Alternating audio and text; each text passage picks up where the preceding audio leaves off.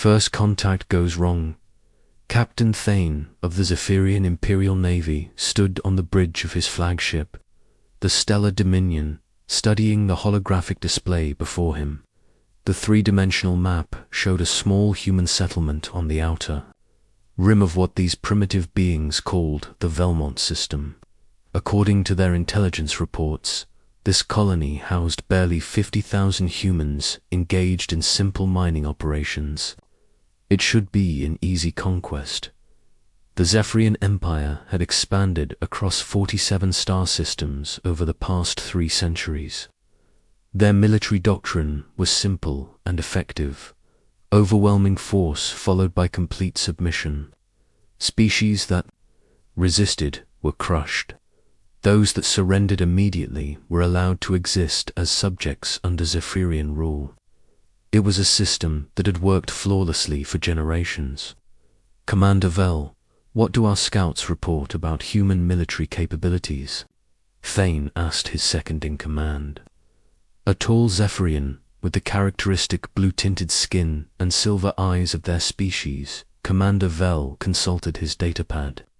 His expression dismissive. Minimal, Captain. Their technology appears to be several centuries behind ours. They have achieved faster-than-light travel, but their ships are small and appear to be designed primarily for cargo transport and basic exploration. We have detected no significant weapon signatures or defensive installations. Thane nodded, satisfied. The Empire's expansion had slowed in recent years, as they encountered more advanced civilizations that required costly campaigns. A quick victory against these humans would boost morale and provide valuable resources with minimal expenditure. The Velmont system was rich in rare minerals that the Empire needed for their continuing expansion. How many ships do they have in the system? Thane inquired. Our long-range sensors detect approximately 12 vessels, Captain. All appear to be civilian craft. No military escorts, no patrol formations. They seem completely unprepared for any kind of conflict. The bridge crew exchanged glances of amusement. It had been months since they had encountered such an easy target. Most civilizations, even primitive ones, maintained at least token military forces. These humans seemed almost willfully naive about the dangers of the galaxy. Thane's fleet consisted of 18 heavy cruisers, each armed with plasma cannons capable of reducing a city to ash in minutes. They also carried 300 fighter craft and enough ground troops to occupy a dozen worlds. It was complete overkill for this mission, but the Empire believed in making strong first impressions. Set our course for the human colony, Thane commanded. We will arrive in system in 6 hours. Prepare the standard surrender demand.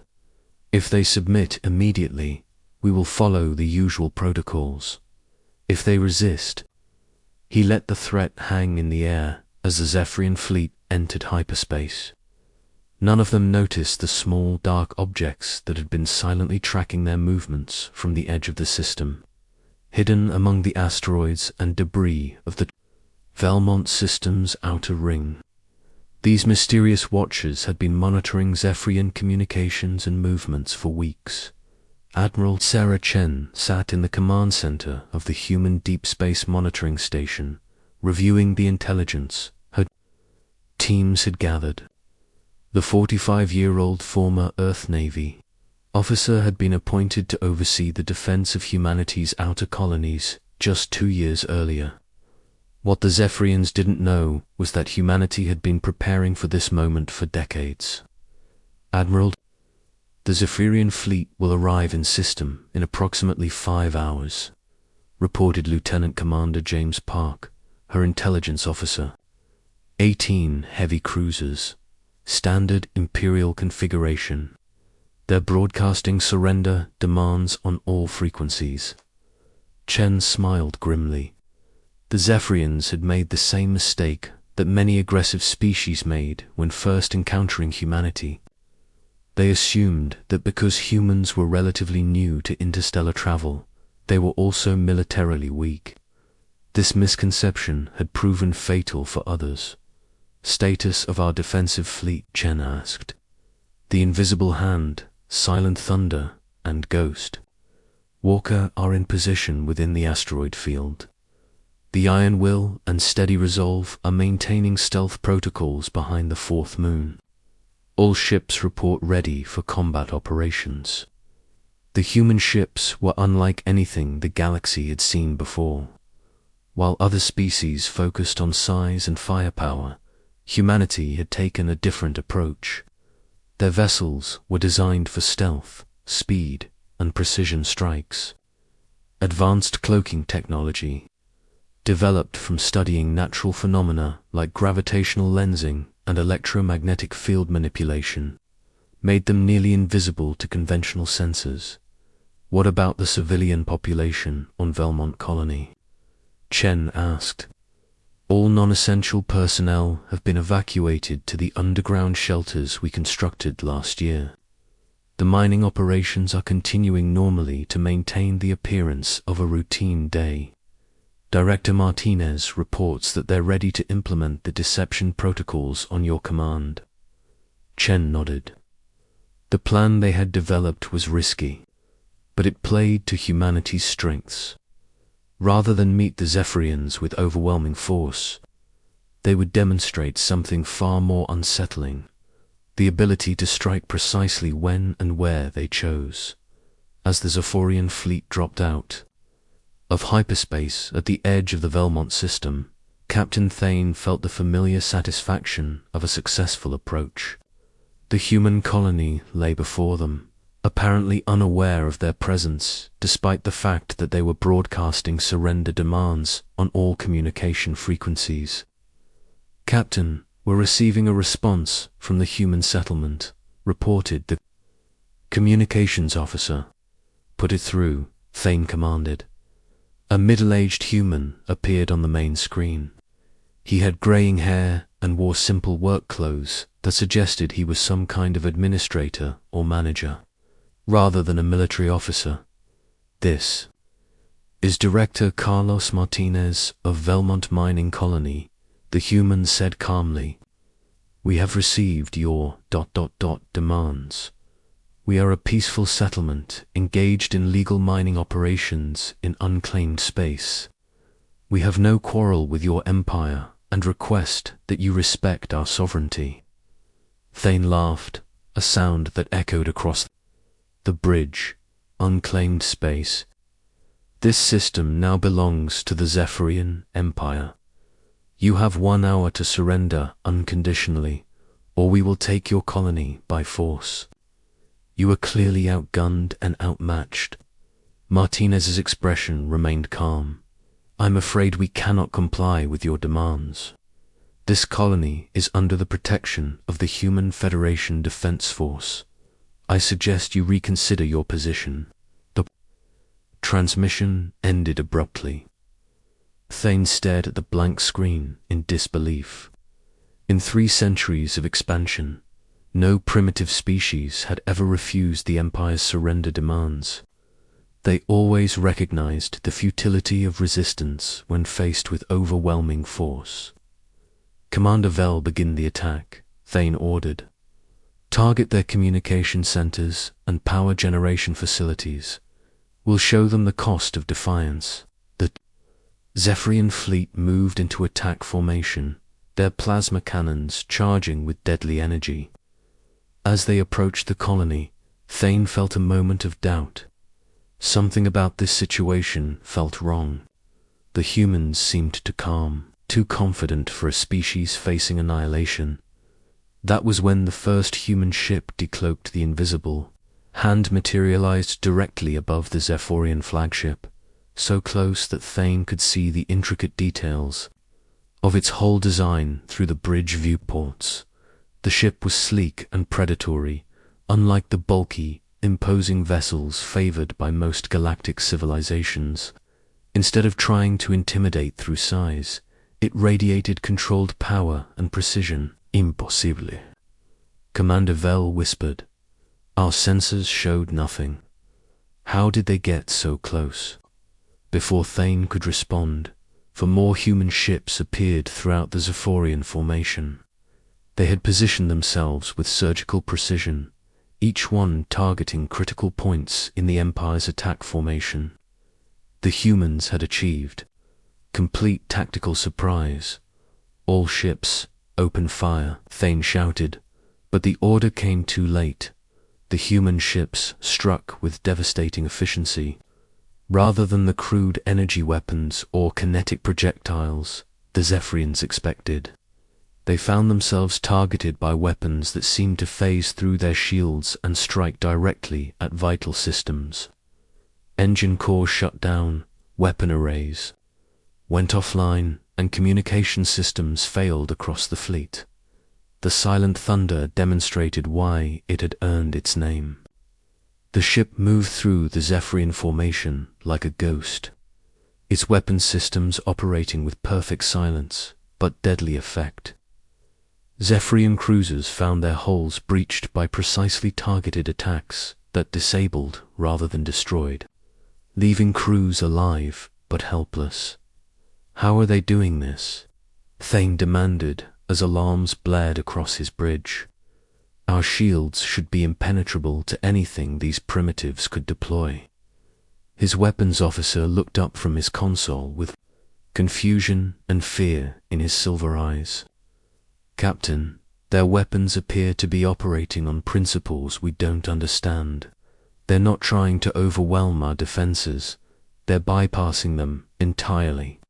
The Ghost Walker proved the accuracy of its name by appearing and disappearing throughout the battle, striking critical targets before vanishing again.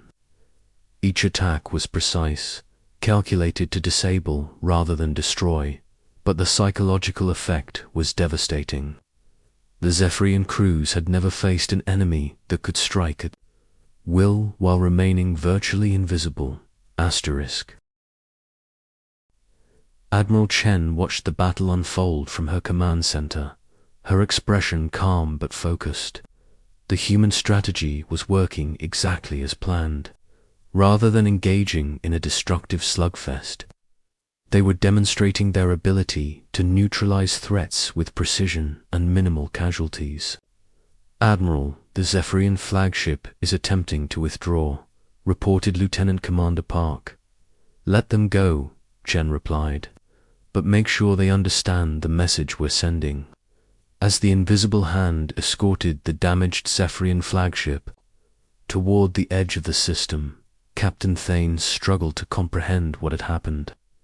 In less than 20 minutes, his entire fleet had been neutralized by 5 ships he hadn't even detected until they chose to reveal themselves. Captain Thane, came a voice over the communication system. It was Admiral Chen, though the Zephyrians didn't know her identity yet. You are free to leave this system. Consider this a demonstration of human defensive capabilities. We have no desire for war, but we will defend our people and our territory. Thane wanted to respond with threats and demands for revenge, but the words died in his throat. His weapons were offline, his engines barely functional, and his crew was demoralized. The humans had proven they could have destroyed his entire fleet if they had chosen to do so, as the remnants of the Zephyrian force limped away from the Velmont system. Captain Thane knew that everything had changed. The Empire's expansion had encountered something it had never faced before, a species that refused to be intimidated, and possessed the power to back up their defiance. The humans had sent a clear message across the galaxy.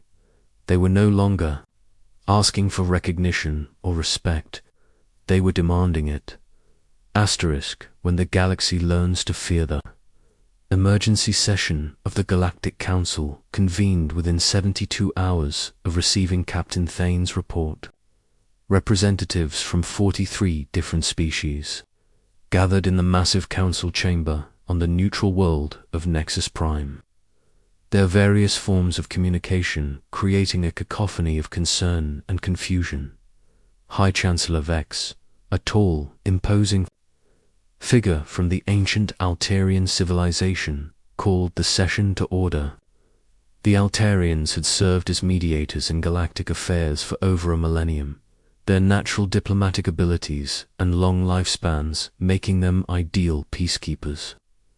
"Fellow beings," Chancellor Vex began, his voice carrying across the chamber.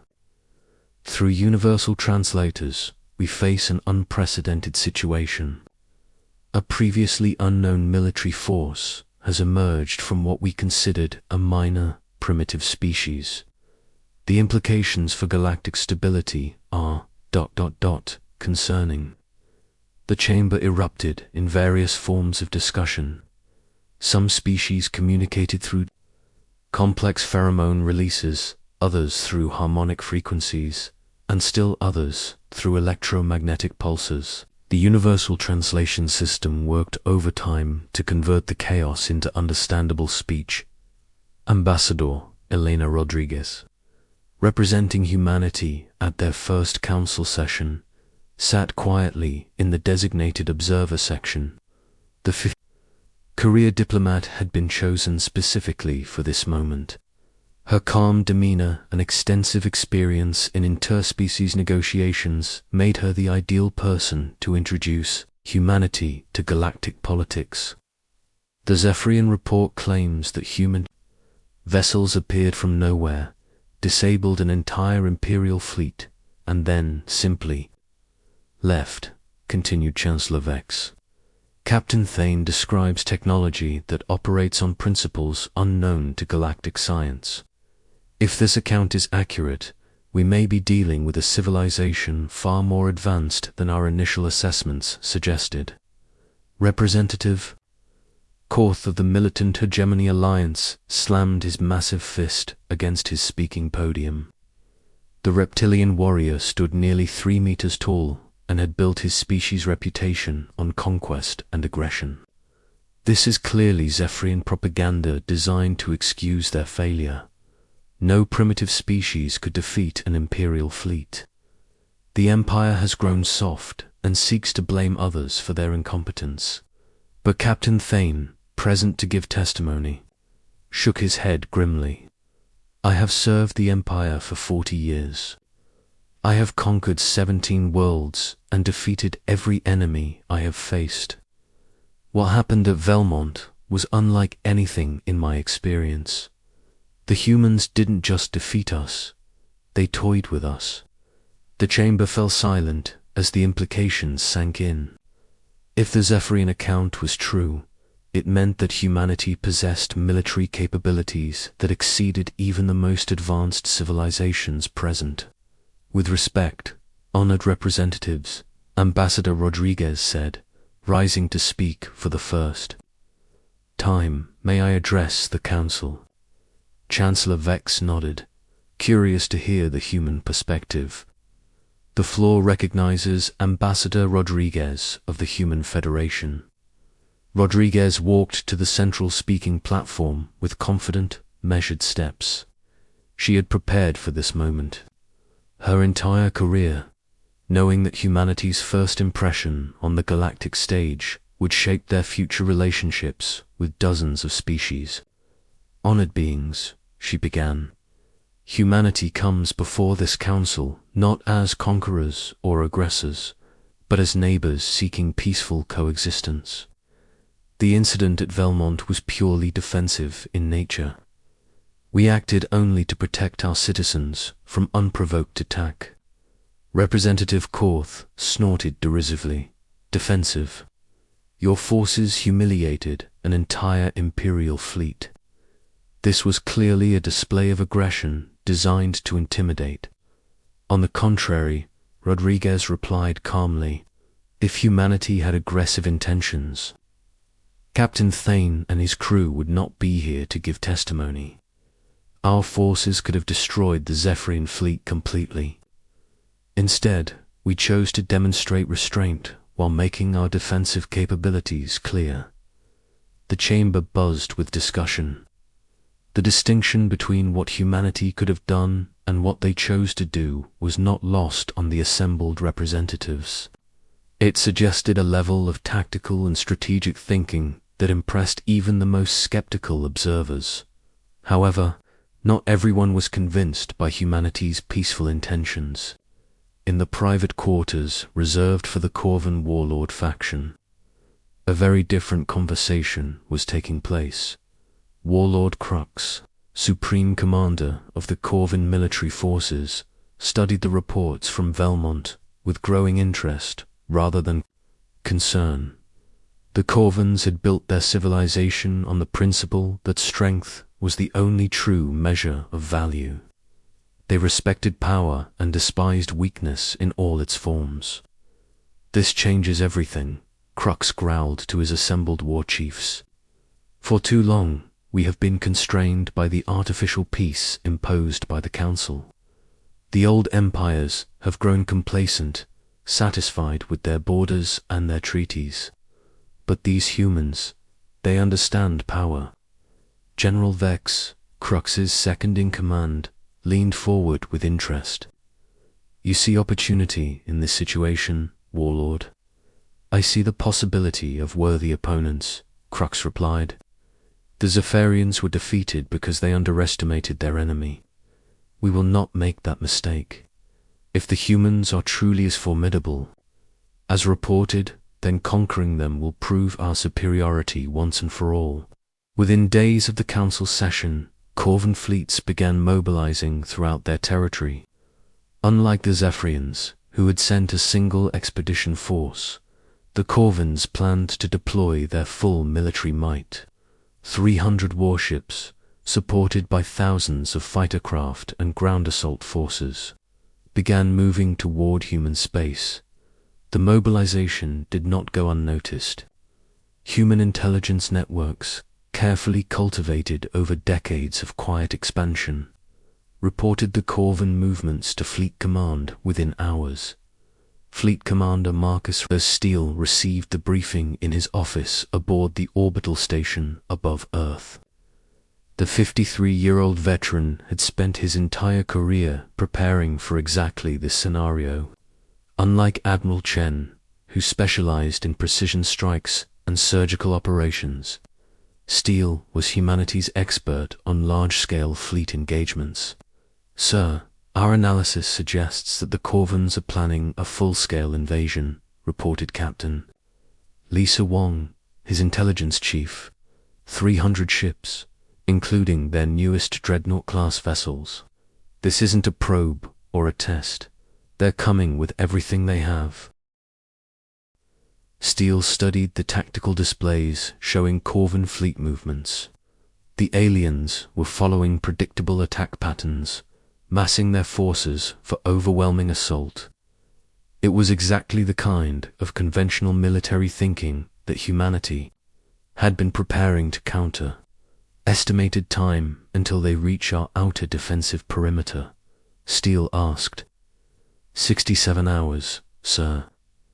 "They're not trying to hide their approach. If anything, they seem to want us to see them coming." Steele smiled grimly. The Corvans were making the same mistake as the Zephyrians, but on a much larger scale. They believed that superior numbers and firepower would guarantee victory. They were about to learn why that assumption had proven fatal to so many of humanity's enemies throughout history. "Alert all fleet commanders," Steele ordered. "Operation Titan's Gambit is now in effect. It's time to show the galaxy what humanity is truly capable of." As the Corvan armada approached the edge of human space, Warlord Crux felt the familiar excitement of impending battle. His flagship, the massive dreadnought Death's Herald, led a formation that had never been defeated. The combined firepower of his fleet could reduce entire worlds to slag. "Human territory detected ahead, Warlord," reported his navigator. "Long-range sensors show several inhabited systems, but no significant military presence." Crux nodded with satisfaction. The humans were either hiding their forces or had concentrated them elsewhere. Either way, his overwhelming numbers would carry the day. He had studied the Belmont engagement carefully and concluded that the humans relied on stealth and precision strikes. Such tactics might work against a small exploration force, but they would be useless against a proper military assault. Begin the attack, Crooks commanded. Target their industrial centers and orbital installations. Show them the price of challenging Corvan might. That was when humanity revealed its true military capacity for the first time in galactic history, the human. Ships that emerged from hyperspace around the Corvan fleet were unlike anything the galaxy had ever seen. Massive vessels that dwarfed even Corvan dreadnoughts materialized in perfect formation, their sleek hulls bristling with weapon systems that defied conventional understanding. The Titan's Wrath, Fleet Commander Steele's flagship, a lone outmast. 3 Corvan heavy cruisers. But size was only part of the equation.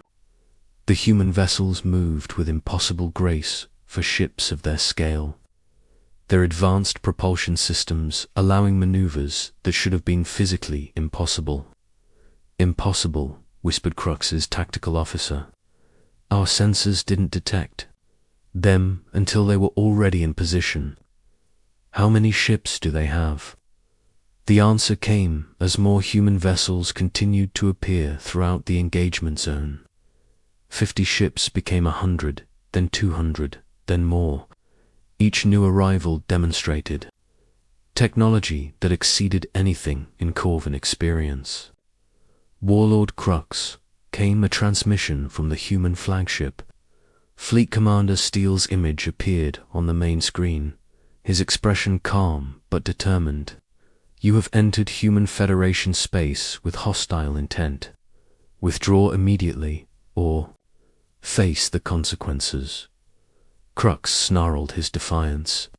I am Warlord of the Corvan Empire. I do not retreat from any enemy. All ships, attack formation. Show these pretenders the power of true warriors. The Corvan fleet charged forward, their weapons firing in devastating salvos that could vaporize smaller vessels instantly. But the human ships simply weren't there anymore. The entire human fleet had somehow shifted position in the space of seconds, avoiding the Corvan assault while maintaining perfect formation. Then humanity struck back. The weapon systems deployed by the human fleet operated on principles that seemed to bend the laws of physics. Energy beams that could adjust their properties mid-flight, seeking out weak points in Corvan shields. Projectile systems that fired what appeared to be solid matter but behaved like guided energy once they left their launch tubes. Within minutes, the Corvan formation was in chaos. Ships found their systems failing not from battle damage, but from some kind of technological interference that shut down critical functions. Engines went offline, weapons refused to fire, and communication systems broadcast nothing but static. Warlord, we're receiving surrender signals from 17 ships, reported the communications officer, his voice filled with disbelief. The Iron Vengeance reports that their entire weapons array has been remotely disabled. The Stormbringer says their engines have been shut down by some kind of computer virus. Crux stared at the tactical display in growing horror. The humans weren't just winning the battle. They were demonstrating complete technological superiority. Every Corvan countermeasure was neutralized before it could be deployed. Every tactic was anticipated and countered with precision that suggested the humans had been studying Corvan military doctrine for years. Sir, came another report, we're receiving similar surrender offers from throughout the fleet. The humans appear to be giving every ship the option to withdraw rather than face destruction. As the reality of the situation sank in, Crux realized that he faced a choice no Corvan warlord had ever confronted: surrender to a superior force or watch his entire fleet be destroyed. The humans had proven they possessed the power to annihilate. his armada, but they were offering mercy instead. "Open a channel to the human flagship," Crux commanded, his voice heavy with defeat. Fleet Commander Steele appeared on the screen again, his expression unchanged. "Warlord Crux, do you wish to discuss terms? I... Crux struggled with words that had never passed his lips before. "The Corvan Empire requests terms for withdrawal." "Very well," Steele replied. "You will return to Corvan space immediately. Any further acts of aggression against human territory or our allies will be met with decisive response. Your ships will be allowed to depart unmolested, but this fleet will be tracked until you cross your own borders." As the Corvan Armada began its retreat, news of the battle spread across the galaxy at light speed. Within hours, every major civilization had received reports of humanity's overwhelming victory. The species that had been dismissed as primitive newcomers had defeated the most aggressive military force in the galaxy without destroying a single enemy vessel. Ambassador Rodriguez found herself inundated with requests for meetings, trade agreements, and defense pacts. Species that had ignored humanity just days earlier now sought their protection and friendship.